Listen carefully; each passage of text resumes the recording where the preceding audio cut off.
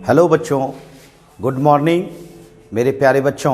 जैसा कि आप जानते हैं कि हम लोगों का 3D में स्ट्रेट लाइन चल रहा है। स्ट्रेट लाइन का कंसेप्ट हम लोग ले रहे थे बच्चों। स्ट्रेट लाइन में आज आप लोगों को एक न्यू चीज स्ट्रेट लाइन का बताने जा रहे हैं, और वो है स्ट्रेट लाइन का एक नया सिस्टम, उसको कहते हैं स्क्यू लाइंस। आज आपको स्क्यू लाइंस के बारे में बताएंगे, क्योंकि आपको स्क्यू लाइंस से रिलेटेड प्रॉब्लम बनानी है। तो सबसे पहले स्क्यू लाइंस को जानना होगा। आइए, स्क्यू लाइंस क्या है?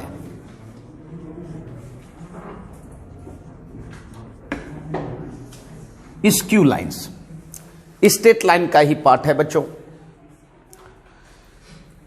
देखिए, यह पेयर ऑफ लाइंस है, और ऐसा पेयर ऑफ लाइंस ध्यान देना है जो कि पैरेलल नहीं हो। क्या नहीं हो बच्चों? पैरेलल नहीं हो। ये देखिए, ये लाइन ड्रॉ किया और ये लाइन ड्रॉ किया, ये L1 है और ये L2 है, ठीक है।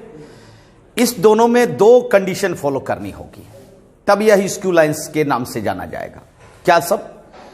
पहला तो ये पैरेलल नहीं होना चाहिए। क्या पैरेलल दिख रहा है? क्या नहीं, पैरेलल नहीं होना चाहिए, नॉन पैरेलल।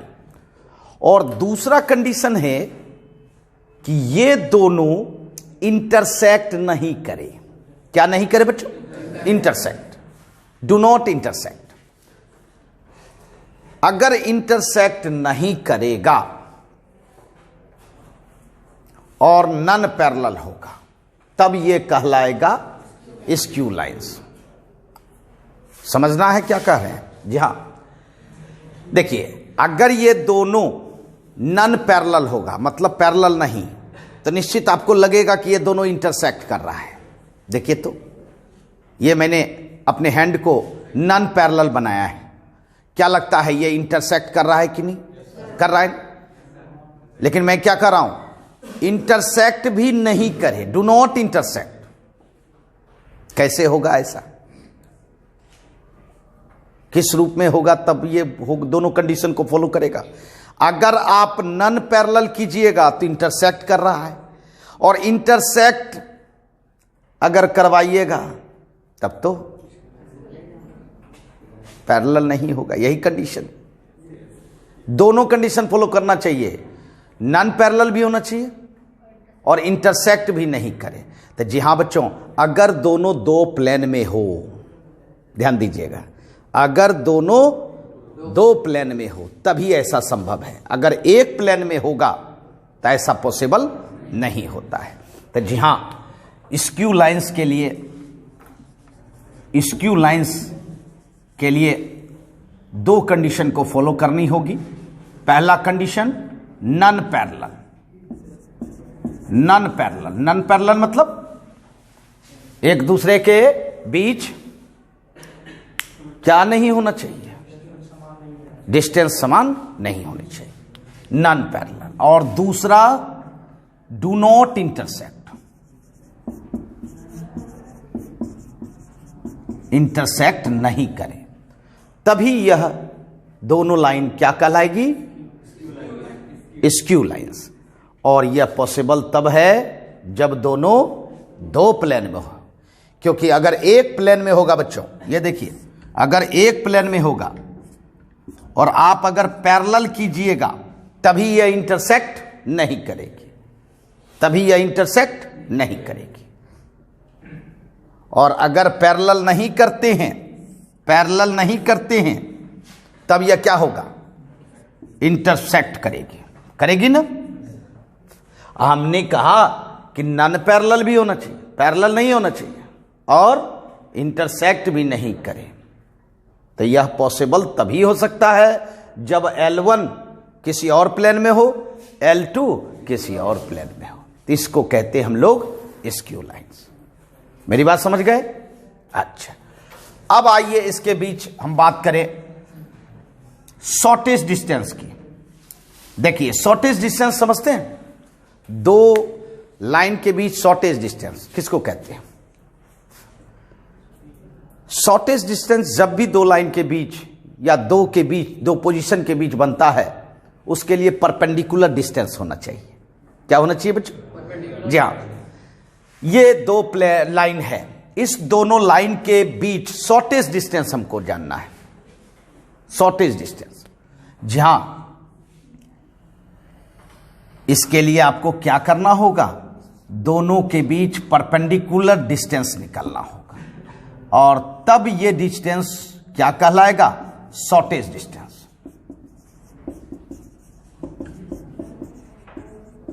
है ना? तब क्या कहलाएगा बच्चों? Shortest distance. जी हां, यह हमेशा होता है बच्चों, परपेंडिकुलर डिस्टेंस ही शॉर्टेस्ट डिस्टेंस होता है ना? अभी जैसे मैं कहूं कि ए एंड बी दो पोजीशन लिया, आपको शॉर्टेस्ट दूरी कवर करनी है। कैसे कवर करोगे? क्या ऐसे जाओगे? क्या ऐसे जाओगे? क्या जाना पड़ेगा? डायरेक्ट जाना पड़ेगा ना, सबसे शॉर्टेस्ट यही डिस्टेंस होगी। तो वही बात होती है कि अगर आप दो लाइन या दो पोजीशन के बीच शॉर्टेस्ट डिस्टेंस जानना है तो निश्चित आपको परपेंडिकुलर डिस्टेंस जानना होगा, और मुझे दो स्क्यू लाइंस के बीच क्या जाननी है? शॉर्टेस्ट डिस्टेंस जाननी है। तो निश्चित दोनों पर क्या होना चाहिए? परपेंडिकुलर। इसका मतलब है PQ लाइन जो है, ध्यान दीजिएगा, PQ लाइन परपेंडिकुलर होगा किस पर? L1 पर। अब PQ लाइन जो है परपेंडिकुलर होगा किस पर?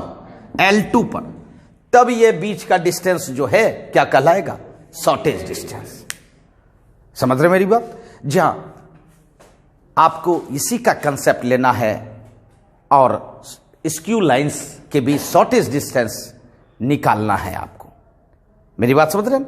जहां ये देखिए, दो स्क्यू लाइन लिए दो प्लेन में, इसके बीच शॉर्टेस्ट डिस्टेंस निकालेंगे तो परपेंडिकुलर डिस्टेंस निकालना है। दोनों के बीच परपेंडिकुलर डिस्टेंस निकालेंगे, वही मेरा क्या कहलाएगा? Shortest distance. है ना? तो चलिए इसको नोट करें, फिर आगे बढ़ते हम लोग शॉर्टेस्ट डिस्टेंस निकालें कैसे। हाँ, तो बच्चों हम लोगों ने एक न्यू पेयर ऑफ लाइंस जाना, है ना, और जिसका नाम क्या पड़ा? Skew lines. और आपने देखा कि स्क्यू लाइंस होने के लिए नन कोप्लेनर होना चाहिए। कोप्लेनर मतलब एक प्लेन में, और नन कोप्लेनर मतलब एक से ज्यादा प्लेन में। जी हां बच्चों, तो यह दोनों कंडीशन को तभी फॉलो करेगा जब वह क्या हो? नन कोप्लेनर, एक प्लेन में नहीं हो। अब मैं आपको सिखाऊंगा कि how to find the shortest distance between two skew lines. दो स्क्यू लाइंस के बीच शॉर्टेस्ट डिस्टेंस कैसे निकाल सकते हैं? जा आइए हम लोग जाने find the shortest distance between two skew lines.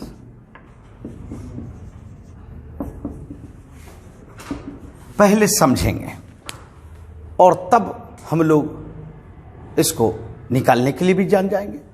सबसे पहले आपको स्क्यू लाइंस लेना चाहिए।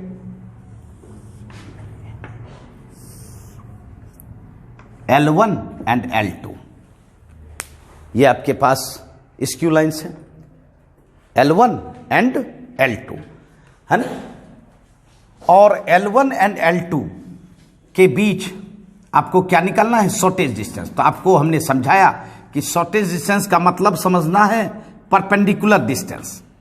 तो जी हां, ये जो लाइन है PQ, यह लाइन L1 पर भी परपेंडिकुलर होगा एंड L2 पर भी परपेंडिकुलर होगा, और तब ये जो दूरी होगी, ये दूरी कहलाएगी शॉर्टेज डिस्टेंस। और यही आपको प्राप्त करना है। सपोज कीजिए ये D है, ये दूरी कितनी है? D है, मैग्नीट्यूड। ठीक है। अब जानिए आपके पास क्या सब अवेलेबल रहना चाहिए। आपके पास फर्स्ट लाइन का इक्वेशन अवेलेबल रहेगा, vector R equal to vector A1 plus lambda vector B1।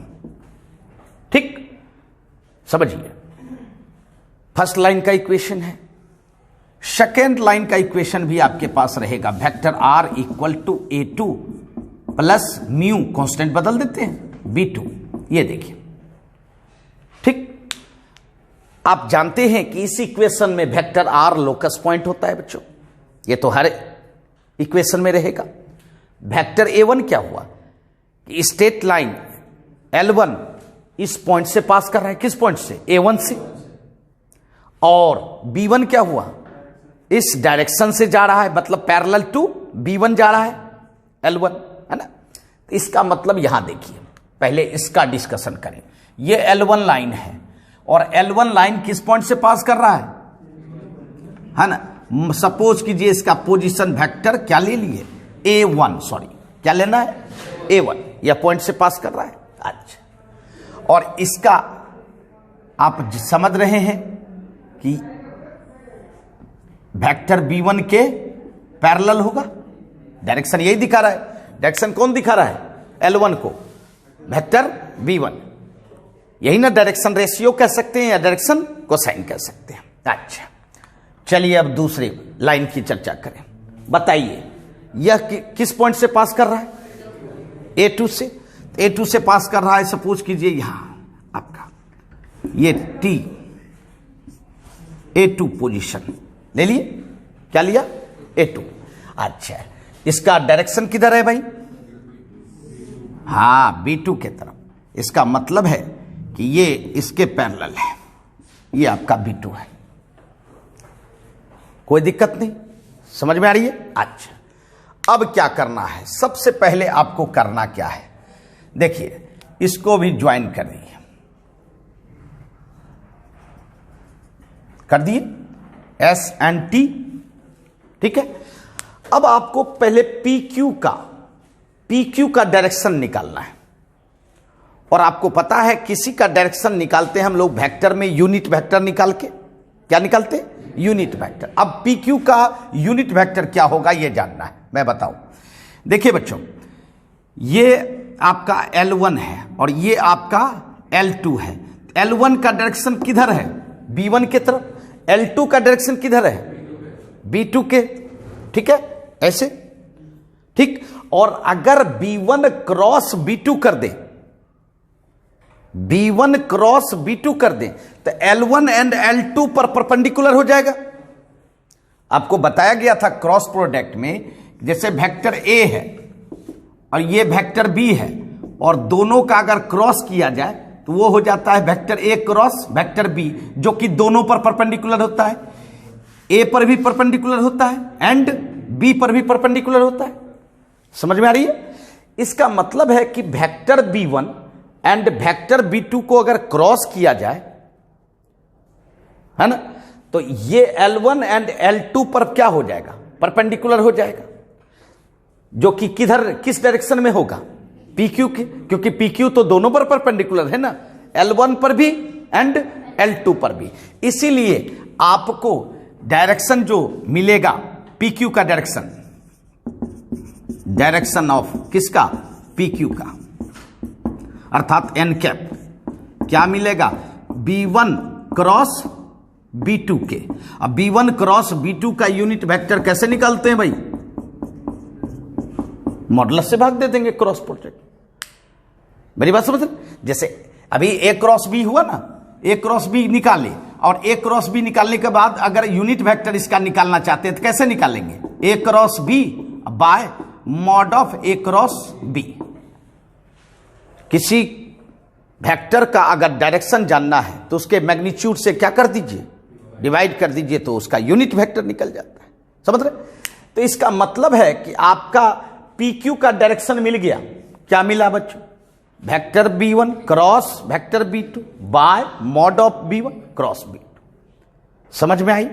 ये किसका डायरेक्शन निकाले, PQ का। तो अब बताइए PQ वेक्टर क्या हो जाएगा आपका, मैग्नीट्यूड तो आपको पता है, डिस्टेंस पता है ना, क्या लिए हैं D, और उसका डायरेक्शन n कैप, तो क्या हो गया D n cap. n cap दीजिए, यूनिट वेक्टर है ना, n कैप दे दीजिए, ये हुआ मैग्नीट्यूड और ये हो गया इसका डायरेक्शन। तो ये आपका क्या हो गया, वेक्टर PQ बन जाएगा, बन जाएगा ना। अच्छा, अब देखिए, अब ये बताइए, अब आते हैं हम लोग इसमें एस टी वेक्टर। तो बताइए एस टी क्या होगा? S T second position minus first position होगा, अर्थात क्या कह सकते हैं बच्चों? A2 माइनस A1 कह सकते हैं, है ना?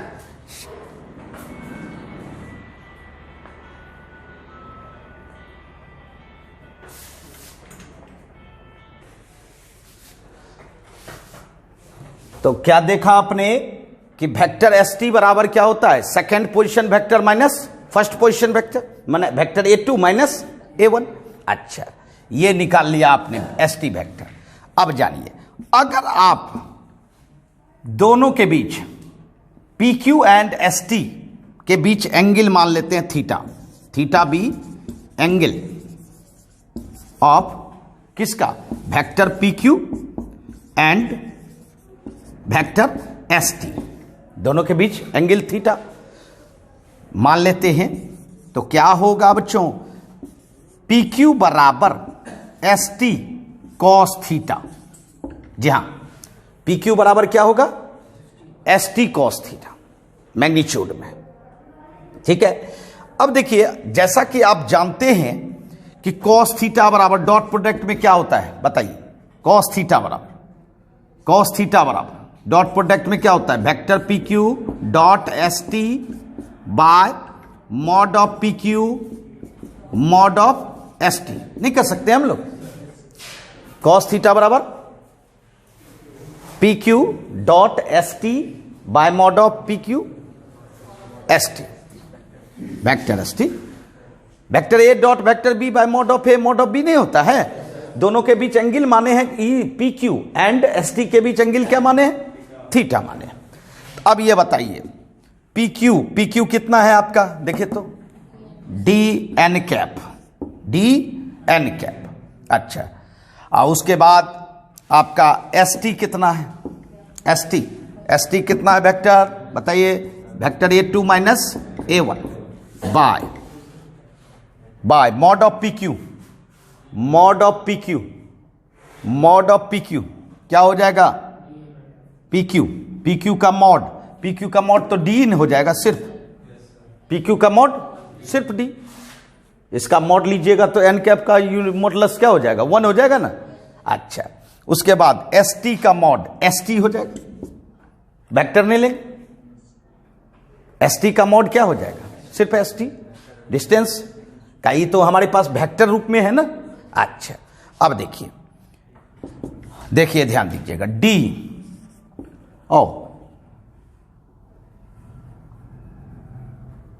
ये देखिए D एन कैप कितना निकाले हैं? देखिए तो एन कैप आपके पास कितना है? N cap vector B1 cross vector B2 dot A2 minus A1 by कितना? Mod of B1 cross B2। नहीं समझे बात? देखिए, वेक्टर एन कैप के जगह पे पूरा लिखिएगा ना, तो इतना बटे इतना नहीं लिखिएगा, और इसके साथ डॉट लगा है ना। अच्छा, इसके बाद यहां देखिए डी एस टी, ये हो गया आपका रिजल्ट। ठीक है, अब देखिए कॉस थीटा का मान निकालिए, और यहां हमने कहा था कि PQ बराबर कितना? PQ बराबर ST कॉस थीटा होता है ना। तो PQ बराबर ST कॉस थीटा, तो इसका मतलब यहां रख देंगे हम, यहां तो आपका डी कैंसिल हो जाएगा ना। अच्छा, चलिए वहां रख दीजिए, यहां पे निकाल दे। नाउ देखिए आपका रिजल्ट निकल गया। PQ बराबर क्या बोला था? ST कॉस थीटा मॉड, काहे कि मैग्नीट्यूड है ना।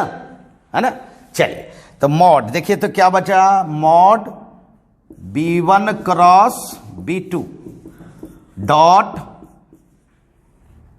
A2 माइनस A1 बाय, देखिए तो क्या है? Mod of B1 cross B2 ST whole mod, ST cancel. तो देखिए क्या निकला, B1 cross B2 dot A2 minus A1 by mod of B1 cross B2। जी हां, यही रिजल्ट आपका शॉर्टेज डिस्टेंस होगा।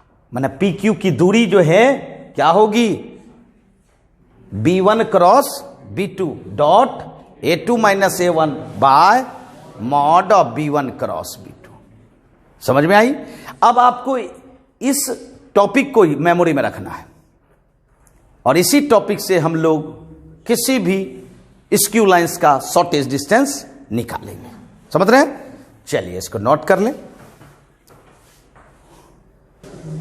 हाँ, तो बच्चों हम लोग जान रहे थे कि shortage distance between two skew lines को हम किस एक्सप्रेशन के आधार पर निकाल सकते हैं। अब देखिए, ये कंसेप्ट था हम लोग का, लेकिन अब हमारे सामने जो है सिर्फ रिजल्ट आप अगर मेमोरी में रखेंगे तो आराम से बना सकते हैं। देखिए कैसे, अगर वेक्टर फॉर्म में आपका स्ट्रेट लाइन का इक्वेशन है, तो आपने वेक्टर फॉर्म में स्ट्रेट लाइन का इक्वेशन क्या लिखा था, vector R equal to vector A1 plus lambda vector B1, सही है, और L2 vector R equal to A2 plus mu vector B2। समझ रहे? ये वेक्टर फॉर्म में लाइन का इक्वेशन है और आपको शॉर्टेज डिस्टेंस निकालना है, मतलब PQ निकालना है। आपको करना क्या चाहिए, आपको सबसे पहले B1 क्रॉस B2 निकालना चाहिए। क्या निकालना होगा, क्या सब चीज, मटेरियल। देखिए, आपको वेक्टर B क्रॉस B2 निकालना होगा। समझ रहे हैं? उसके बाद आपको निकालना होगा A2 माइनस A1 निकालना होगा, ठीक है, और इसी दो से आपका काम हो जाएगा। जी हां, तो आपने क्या निकाला था एक्सप्रेशन, याद कीजिए, B1 cross B2 dot A2 minus A1 अब बाय इसका modulus B1 cross B2 whole mod. बस इस रिजल्ट को आप अपने मेमोरी में रखिए, बस डायरेक्ट इस इक्वेशन से निकाल सकते हैं। बस समझ रहे? हाँ, इसके बारे में जान रहे थे कि ये कैसे आया, नहीं आया, है ना?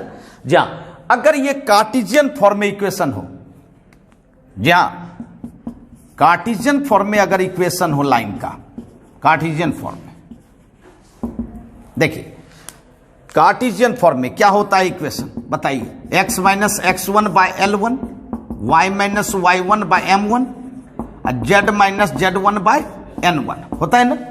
अच्छा, दूसरा line x minus x2 by L2, y minus y2 by M2 और z minus z2 bye N2, है ना? ये किस फॉर्म में है, कार्टेशियन फॉर्म में।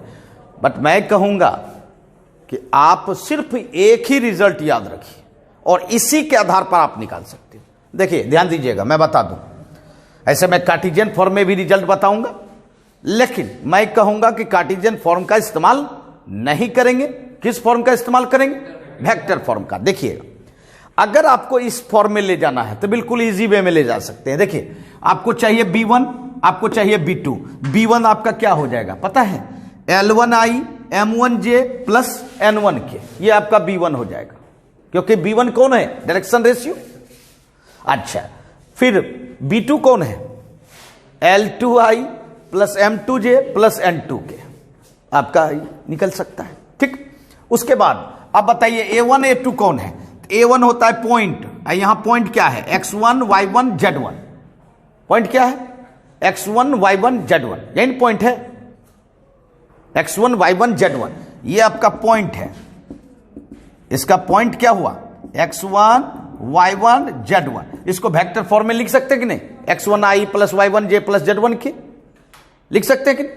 तो A1 भी पता चल गया आपका। अब देखिए A2 का कैसे पता लगाओगे, X2 Y2 Z2, इसका पॉइंट हो गया क्या, X2 Y2 Z2, तो A2 का A2 वेक्टर क्या बन जाएगा आपका, X2I plus Y2J plus Z2 के। तो बोलिए इसको वेक्टर रूप में कन्वर्ट कर लिए कि नहीं, तब क्यों ना हम इस रिजल्ट का प्रयोग करेंगे, है ना। और अगर कार्टेशियन में देखना है तो आइए देखते हैं कार्टेशियन में क्या होता है, ध्यान दीजिएगा। इसी रिजल्ट को कन्वर्ट करके इतना बड़ा रिजल्ट बना है, ध्यान दीजिएगा। डिटर्मिनेंट बनाना है और फर्स्ट रो में एक्स कोऑर्डिनेट का डिफरेंस बताइए, x coordinate, y coordinate and z coordinate बताइए। x2 minus x1, y2 minus y1 और z2 minus z1। First row में देखिए पॉइंट का डिफरेंस, ठीक है। सेकेंड रो में जो लिखना है वो होगा आपका डायरेक्शन रेशियो फर्स्ट लाइन का, बोलिए क्या है, L1 M1 N1। Third row में जो लिखना है वह सेकेंड लाइन का direction ratio L2 M2 N2। इस डिटर्मिनेंट का वैल्यू निकालना है। डिवाइड स्क्वायर रूट, समझना है आप। अब यहां ध्यान दीजिए, देखिए क्रॉस मल्टीप्लीकेशन L1 M2, बोलिए आप लोग, L1 M2 minus L2 M1, L1 M2 L2 M1 पर स्क्वायर प्लस, फिर चलिए M1 N2 minus M2 N1 पर स्क्वायर प्लस, फिर चलिए फर्स्ट और last L1 N2 minus L2 N1 पर स्क्वायर। ये होता है एक्सप्रेशन। तब ये बताइए कि इसका इस्तेमाल करना आसान है कि ये इसमें कन्वर्ट कर लेंगे? मेरी बात समझ लें, मेरा काम था बता देना, समझे कि नहीं, फिर समझाना होगा। एक्स पॉइंट का पहले डिफरेंस फर्स्ट रो में, सेकेंड रो में फर्स्ट लाइन का डायरेक्शन रेशियो, थर्ड रो में सेकेंड लाइन का डायरेक्शन रेशियो, और नीचे में जो होता है वह क्रॉस मल्टीप्लीकेशन डायरेक्शन रेशियो। समझ रहे हैं? तो जी हां, इतना बड़ा रिजल्ट आप अपने मेमोरी में अगर रख सकते हैं तब तो इस्तेमाल कीजिए। अदरवाइज मैंने आपको ट्रिक भी बता दिया कि अगर कार्टेशियन फॉर्म में भी इक्वेशन है तो हम उसको किस रूप में ले जाके बना सकते हैं, वेक्टर फॉर्म। मेरी बात समझ में आ रही है? चलिए इसको नोट कर लें, तब फिर हम यूज करेंगे। हाँ तो बच्चों, अब हम लोग निकालते हैं कुछ problem. Find the shortest distance between the lines. देखिए पहला लाइन है ये L1 और दूसरा लाइन है L2, और इसके बीच क्या निकालना है आपको, शॉर्टेस्ट डिस्टेंस निकालना है, PQ। ठीक है, निकालते हैं। देखिए सबसे पहला वेक्टर R बराबर vector A1 plus lambda vector B1। तो A1 वेक्टर क्या हुआ आपका, I प्लस J वेक्टर, क्या होगा?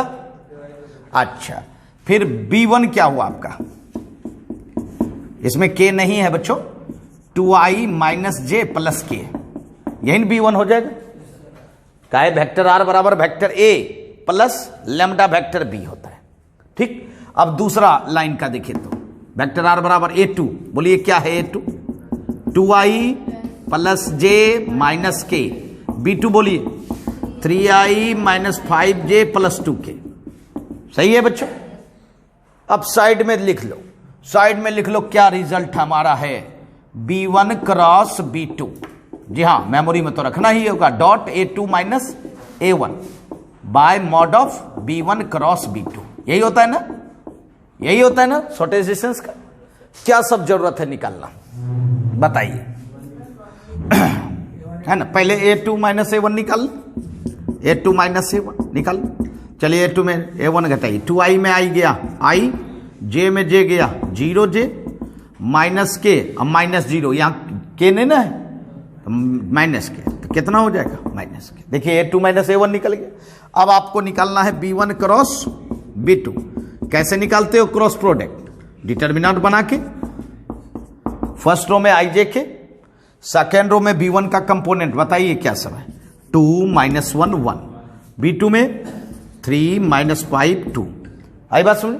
अब आराम से हम डिटर्मिनेंट एक्सपेंड कर सकते हैं। बताइए क्या होगा, माइनस I लेते हैं तो क्या करेंगे, -2 माइनस -5, सही है। माइनस J लीजिए, माइनस J लेते हैं तो हॉरिजॉन्टल वर्टिकल छोड़ते हैं, 4 माइनस 3, सही है बच्चों। अच्छा, फिर वेक्टर K लेते हैं, K लीजिए, हॉरिजॉन्टल वर्टिकल छोड़े, कितना हो गया, -10 और +3, सही है। तो कितना हो गया, 3I 4 में 3 जाएगा 1, मतलब जे, और ये -7k। देखिए आपका निकल गया B1 क्रॉस B2। अच्छा, मॉडुलस की भी जरूरत है क्या? मॉडुलस की भी जरूरत है तो निकाल सकते हो यहां भी। 3 square plus -1 square plus -7 square, 9 + 1 + 49, कितना हो गया? √59। सही है। अब शॉर्टेज डिस्टेंस निकालते हैं। सब कुछ, सब रिजल्ट प्राप्त कर लिए हम लोग। चलिए, शॉर्टेज डिस्टेंस D बराबर, यही है हम लोग का रिजल्ट है, यही शॉर्टेज डिस्टेंस है।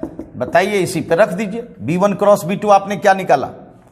3i - j -7k dot A2 - A1 कितना निकाला है? i + 0j -k। सही है। अच्छा, मॉडुलस कितना निकाला? √59। ठीक है। अब चलो डॉट करो। i डॉट i होता है बच्चों 3 × 1 -1 × 0 -7 × -1 बाय √59 मॉड। बताइए, 3 - 0 + 7 √59, 7 + 3 कितना? 10 बाय √59। ये देखिए शॉर्टेज डिस्टेंस निकल। आई बात समझ में? अर्थात जो सब रिजल्ट आपको चाहिए शॉर्टेज डिस्टेंस में, वो सब पहले निकाल लें और उसके बाद शॉर्टेज डिस्टेंस के एक्सप्रेशन में बैठा दें, रिजल्ट प्राप्त हो जाएगा, है ना। चलिए नोट कर लें, समझे? हाँ, तो बच्चों फिर एक शॉर्टेज डिस्टेंस निकालते हैं हम लोग, लेकिन ये फॉर्म बदल देते हैं। किस फॉर्म में है देखिए तो? Cartesian form. दोनों लाइन कार्टेशियन फॉर्म में है, बट इस्तेमाल जो हम लोग करेंगे रिजल्ट का, वह वेक्टर का ही इस्तेमाल करेंगे बच्चों, जो आप मिस्टेक ना करें। अब देखिए, सबसे पहले तो आपको सब कुछ प्राप्त करना होगा। इस लाइन को देखकर आपको यह महसूस हो रहा होगा पॉइंट क्या सब हो सकता है। इसको थोड़ा सा चेंज कीजिए। इस लाइन को ऐसे लिख सकते हैं, x -1/7 लिख सकते हैं क्या? +1 है तो -1 कर सकते हैं क्या? यहां देखिए, y -1 बाय कितना? -6। यहां देखिए तो z -1/1। ठीक है, ये तो सही है आपका x - x1, क्योंकि आपको पता है कार्टेशियन फॉर्म में जो इक्वेशन होता है कैसा होता है? x - x1/n, y - y1/m, z - z1/n होता है ना ऐसा। तो इस तरह का होगा तब ना आप लिखोगे। अब चलिए फर्स्ट लाइन का सब कुछ लिखेंगे। फर्स्ट लाइन का पॉइंट बताइए। पॉइंट क्या सब हुआ देखिए तो? पॉइंट -1 हुआ। इसको वेक्टर में लिखिए, A1 वेक्टर। बताइए क्या होगा? -i -j -k। देखिए कन्वर्ट कर लिए क्या? उसके बाद इसका डायरेक्शन रेशियो बोलिए। क्या डायरेक्शन रेशियो? नीचे वाला डायरेक्शन रेशियो होता है 7 -6 1। इसको वेक्टर B1 कहते हैं। बोलिए क्या लिखिएगा? 7i -6j +k। देखिए कन्वर्ट कर लिए L1 का सब कुछ। अब चलिए L2 का बताइए पॉइंट। L2 का पॉइंट क्या है? 3 5 7। 3 5 7। इसका मतलब है A2 हो जाएगा आपका 3i + 5j +7k। हो जाएगा कि नहीं हो जाएगा बच्चों? अच्छा, इसके बाद डायरेक्शन रेशियो बताइए। इसका डायरेक्शन रेशियो क्या है? 1 -2 1। बताइए इसका B2। बोलिए क्या होगा? i -2j +k। सही है। अच्छा, अब देखिए, अब आपको जो सब चाहिए वो लिखेंगे, बनाएंगे। तो आपको याद होगा D बराबर क्या लिखते थे आप? B1 cross B2 dot A2 - A1 by mod of B1 cross B2 whole mod. यही था। आपको A2 - A1 निकालना होगा। चलिए निकालते हैं A2 - A1। A2 - A1 3i में -i क्या हो जाएगा? 4i। 5j में -j जाएगा, कितना होगा? 6j। 7k में -k हो जाएगा, कितना? 8k। देखिए हो गया A2 - A1। अब क्या निकालना होगा? B1 cross B2 B1 cross B2 determinant से निकालेंगे, I, J एंड K। चलिए B1 का कंपोनेंट बताइए, 7 माइनस 6 1। B2 का कंपोनेंट बताइए, 1 माइनस 2 1। ये लीजिए I कितना, -6 + 2 -J कितना हो जाएगा, 7 माइनस 1 प्लस K। बताइए K कितना, -14 + 6। ये बताइए -4I -6J और -8K। देखिए आ गया आपका। ठीक है, मॉडुलस निकालना चाहते हैं तो निकालिए। B1 क्रॉस B2 का मॉडुलस की जरूरत होती है। क्या हो जाएगा, -4 स्क्वायर -6 स्क्वायर -8 स्क्वायर कितना हो जाएगा, 16 36 64। इसका मतलब √116 यही हो जाएगा आपका। तो ये आपका सब कुछ आ गया। अब इस पर आप रख सकते हैं। बोलिए B1 क्रॉस B2 कितना है आपका, -4I, बोलिए -4I -6J -8K dot A2 A1 कितना है आपके पास, A2 A1 क्या निकाले, 4I + 6J + 8K। सही है भाई। अच्छा, मॉडुलस कितना निकाले हैं, √116। अब चलिए ये कितना हो जाएगा, -16 36 -64 √116। इसका मतलब है -116 बाय √116। एक √116 कैंसिल हो जाएगा, कितना होगा, -√116 और मॉड के बाहर जैसे जाएगा, इसीलिए मॉडुलस लगाया जाता है शॉर्टेज डिस्टेंस कि निगेटिव नहीं आए। देखिए पॉजिटिव आए, समझ रहे हैं। तो इस तरह से बच्चों अगर कार्टेशियन फॉर्म में भी हो तो आप वेक्टर फॉर्म में कन्वर्ट कर लें और तब निकालें। मेरी बात समझ।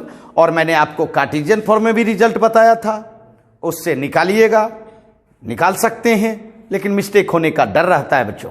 मेरी बात समझ रहे। तो चलिए, बहुत ही बढ़िया कंसेप्ट है और इससे लॉन्ग क्वेश्चन पूछी जाती है बच्चों, नोट कर लें। हाँ तो बच्चों आज हम लोग का एक नया चीज जानने का मौका मिला, स्क्यू लाइंस, और उस स्क्यू लाइंस का हम लोगों ने शॉर्टेज डिस्टेंस निकाला। ये आप लोग के लिए मोस्ट इंपॉर्टेंट टॉपिक था। चलिए आज के लिए इतना ही, फिर मिलेंगे नेक्स्ट क्लास में। तब तक बनाए बच्चों, धन्यवाद।